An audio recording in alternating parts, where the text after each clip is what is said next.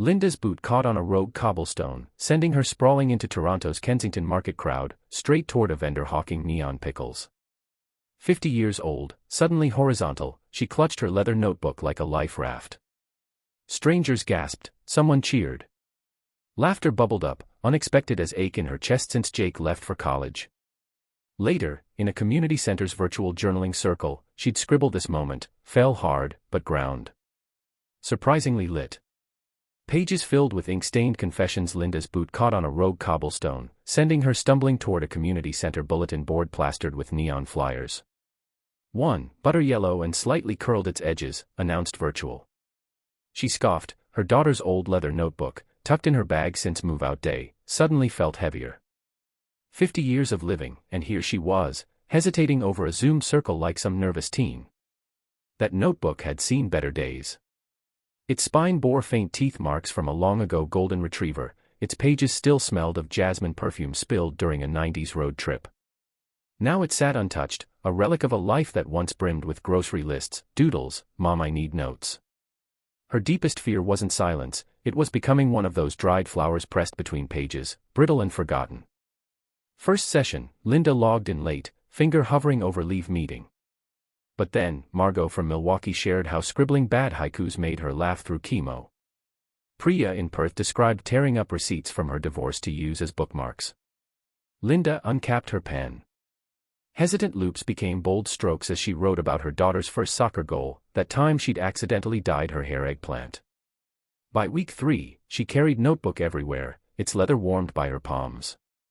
She jotted down way sunlight hit snow on Queen Street, how her neighbor's tabby cat always judged her from a fire escape. Some entries were lit, others messy as her spice drawer. Didn't matter. Every word was proof, she wasn't fading. She was relearning her own rhythm, one page at a time. Linda's boot caught on a rogue cobblestone, sending her leather notebook skidding across Queen Street West.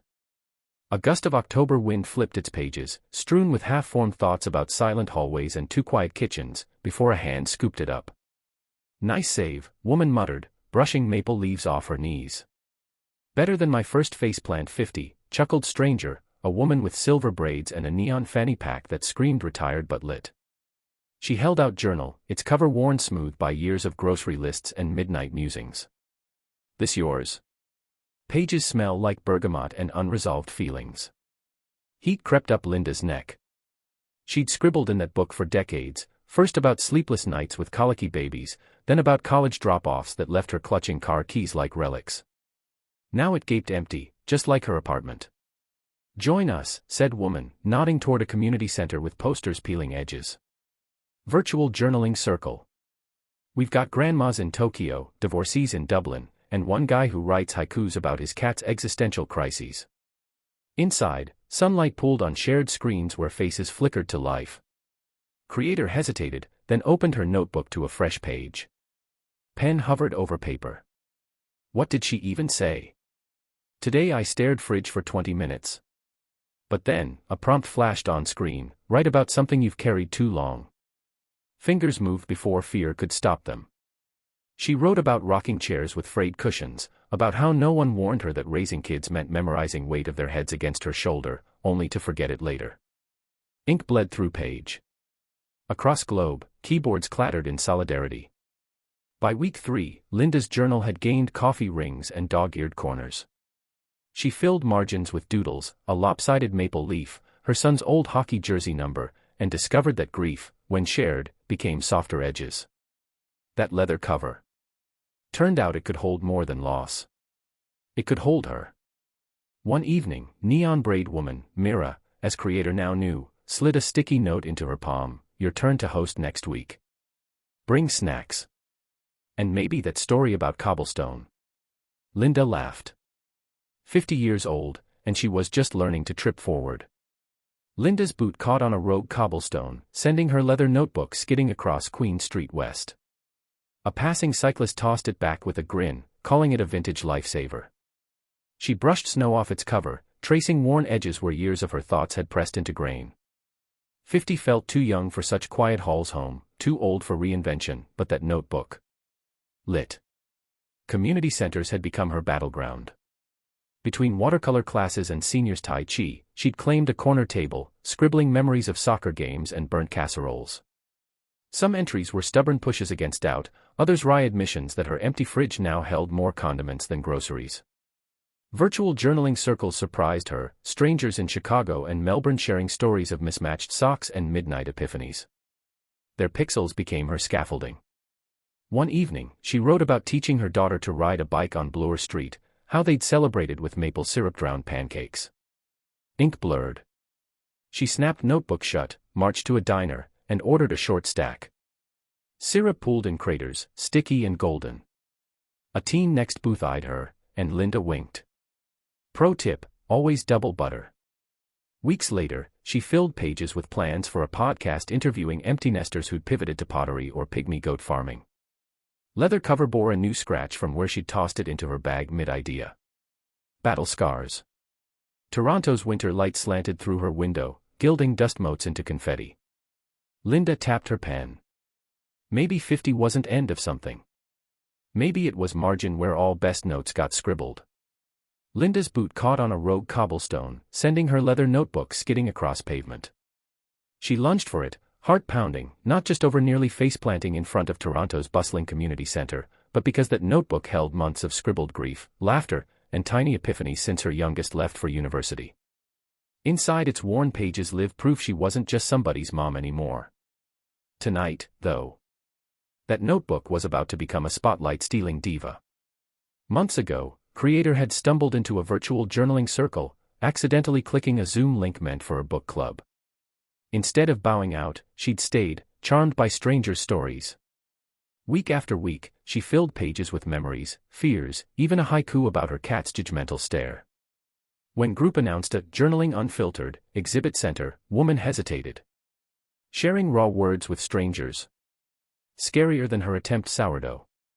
But something nudged her forward. Maybe it was time to stop writing for shadows.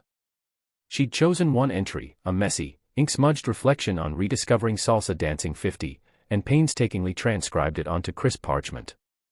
Then, with a deep breath, she'd pinned it beside others on community board, her stomach flip-flopping like a teenager's. Now, as crowds milled past displays, Creator hovered near a potted fern, pretending to admire a crocheted wall hanging. A woman in a sleek blazer paused her entry, lips pursed. She recognized her, Margot from library, always side-eyeing self-indulgent hobbies. Margot leaned in, squinting. Then, shockingly, she barked a laugh. "Damn, this is lit," she announced to no one in particular. Who knew middle-aged women could still have this much sass? Heat rushed to Linda's cheeks as others clustered around her words. Someone snapped a photo. A teen in ripped jeans nodded sagely. "Preach, auntie." And just like that, her private musings became public celebration. Margot, skeptic, thrust a pen her. "You're leading next month's workshop." It wasn't a question. Linda clutched her leather notebook, now slightly scuffed, just like her, and grinned. For first time in years, she wasn't chasing belonging. It had found her, ink-stained and unapologetic. Somewhere, her kids were cheering. Probably. Or texting.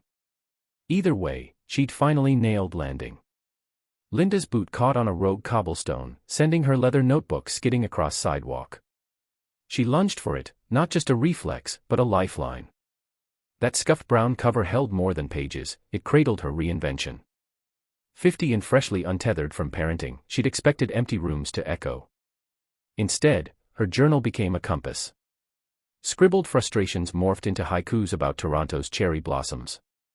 Midnight Musings birthed a virtual journaling circle, midlife margaritas and metaphors, where women from Boise to Brisbane shared stories over pixelated wine. Linda's quirky habit of doodling coffee stains as constellations. Lit. Community centers noticed. Soon, she guided silver-haired newbies through prompts like "What's your 20-year-old self yelling you?" Laughter tangled with epiphanies. Her notebook, once a solo refuge, grew dog-eared from collective inspiration. One evening, a member messaged, "You made my widowed heart believe in plot twists." Linda grinned. This wasn't just healing, it was a damn revolution. Grab your pen, your next chapter's waiting.